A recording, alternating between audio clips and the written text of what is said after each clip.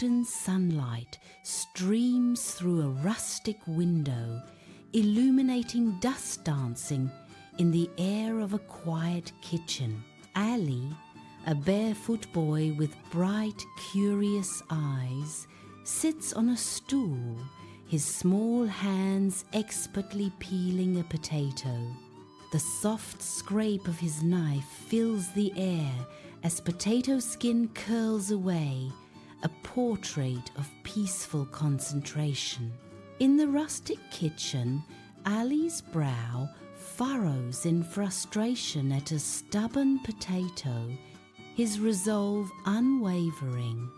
With intense focus, Ali adjusts his grip, his tongue poking out as he meticulously peels the tricky spot.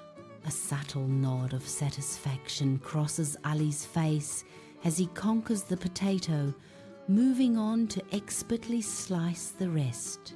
In a rustic kitchen, Ali, a small figure, stands proudly before a neat pile of perfectly peeled potatoes, his work complete.